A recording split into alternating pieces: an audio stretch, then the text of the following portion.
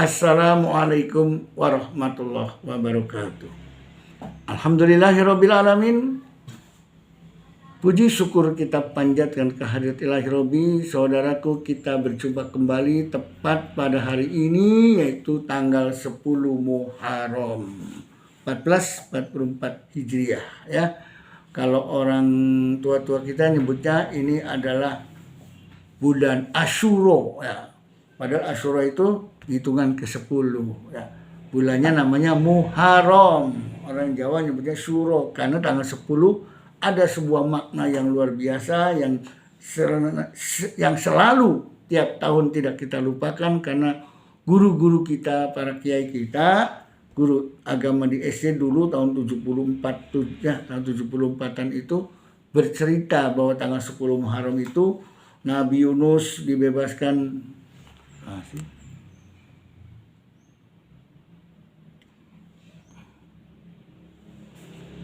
Nabi Yunus dibebaskan dari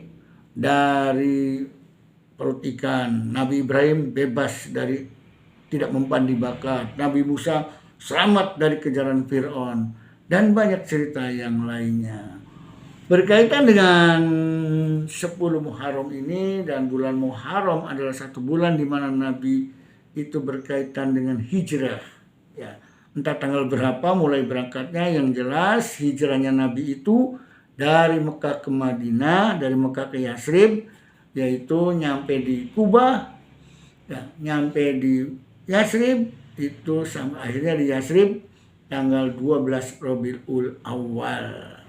Konon katanya juga tepat dengan tanggal 12 menurut buku ya sejarah kebudayaan Islam yang ada di MTS ya.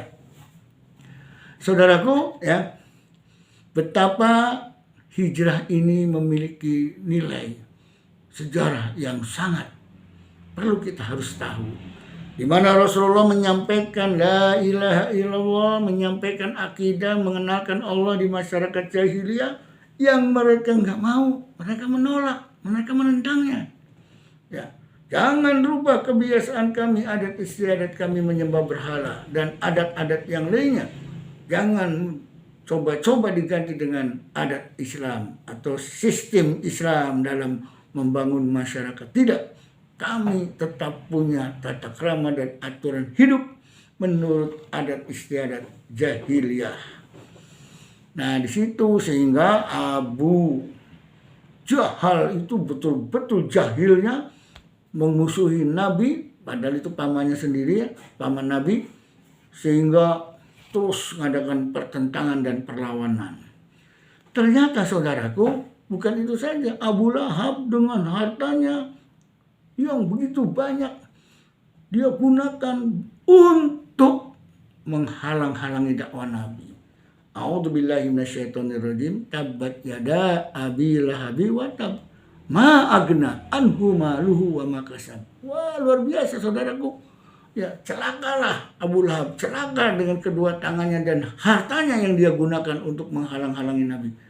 Jadi oligarki, penyandang dana untuk menghalang-halangi Islam itu bukan sekarang saja, banyak. Nah, kisah-kisah para nabi itu termasuk Nabi Muhammad ketika dakwah dihalang-halangi oleh oligarki, penyandang dana. Contohnya itu si Abu Lahab tuh dengan istrinya ikut-ikutan. Wah, istrinya wamra'atuhu hammalatal hatab, dengan membawa kayu bakar istrinya itu. Ngapain? Mau dagang serabi? Oh enggak dagang serabi. Istrinya itu mengompori emak-emak supaya jangan ikut mendengar dakwah pengajian Nabi. Tuh, suaminya ngalang-ngalangi si Abu Lahab itu agar jangan sampai orang mau mengikuti jejak Nabi, mengikuti dakwah Nabi, mengikuti Islam. Sehingga kalau ada kegiatan Nabi, ya dakwah, wah dihalang-halangi, ya bubar, nah, itu sampai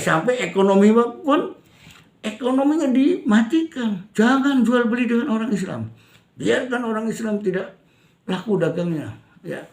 Jadi diambil bagaimana caranya sengsara umat Islam.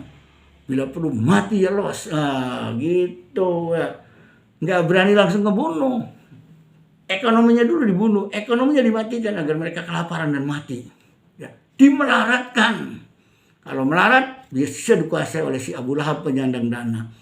Begitu. Tapi umat Islam yang beriman kepada Nabi, biar sengsara, biar melarat, biar berlapar-lapar, masih tetap mengikuti dakwah Nabi. Hebatnya. Tidak mudah dibeli dengan 100 ribu, dengan 200 ribu, terus kemudian berpaling, ya, meninggalkan Islam. Tidak. Hebat umat Islam zaman dulu. Sehingga apa? Akhirnya orang kafir ini, musyrikin Mekah, wah, tangkap pengikut Islam, siksa, terus sampai bahkan ada yang dibunuh.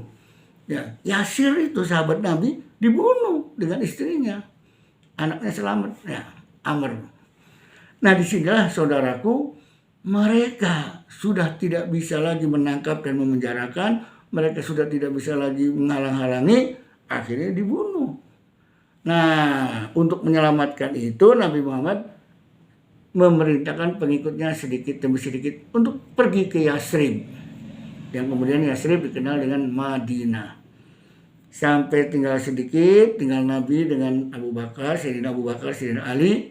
Nah, ada pengumuman, rupanya sudah tidak bisa nangkepi lagi umat Islam. Wah, sudah dulu tangkap saja pemimpinnya, nabinya. Tangkap. Pokoknya kalau pemimpinnya sudah ditangkap, bila perlu dibunuh, selesai. Tidak ada dakwah lagi. Pengumuman, barang siapa yang bisa menangkap Nabi Muhammad 100 ekor unta. Kalau harga satu unta 30 juta, 25 juta, atau ya, berapa itu? Wah, 2,5 miliar, 3 miliar tuh. Rebutan mereka mau menangkap Nabi. Tapi mereka mau menangkap di rumahnya, di rumah Sayyidina Ali.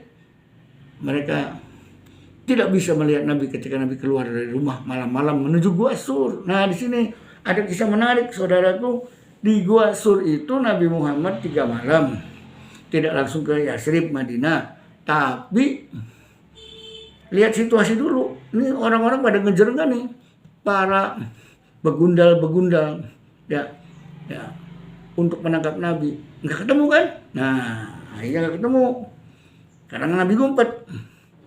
Nah, selama 3 hari di Gua Sur itu, anaknya Abu Bakar membawa makanan. Nah, pembantunya juga bawa kambing, giring kambing. Terus makan, bahkan minum susu kambing. Menjelang subuh, anaknya Abu Bakar pulang ke rumah. Abdullah namanya. Pembantunya juga namanya Abdullah lagi, giring kambing lagi di belakang anaknya Abu Bakar. Kenapa antara anaknya Abu Bakar membawa makanan dengan kambing? Ya, karena supaya jejaknya anaknya Sayyidina Abu Bakar tidak diketahui oleh orang-orang musyrikin.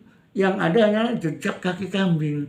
Udah cerdas tuh, hebat luar biasa permainan Rasulullah dengan Sayyidina Abu Bakar ketika, ya, supaya jejaknya tidak kelihatan.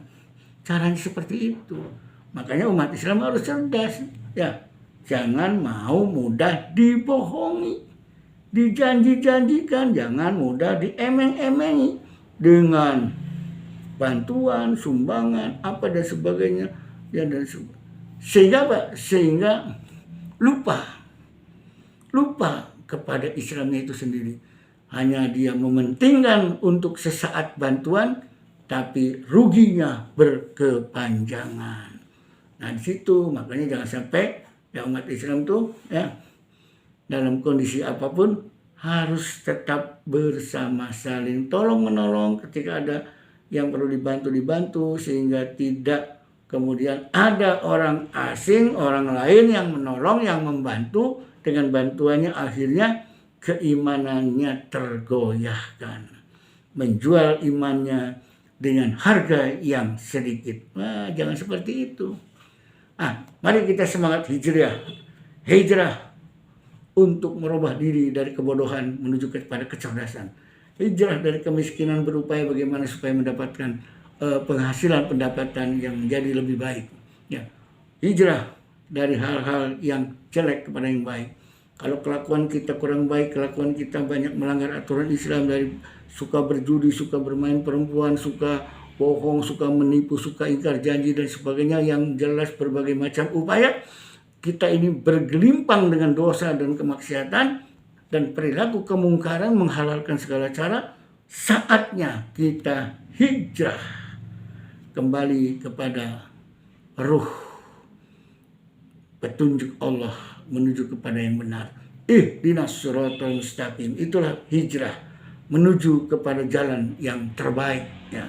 Tinggalkan masa lalu, mari masa depan kita untuk mencapai kebahagiaan, kemenangan dunia dan akhirat. Demikian kurang lebihnya. Assalamualaikum warahmatullahi wabarakatuh.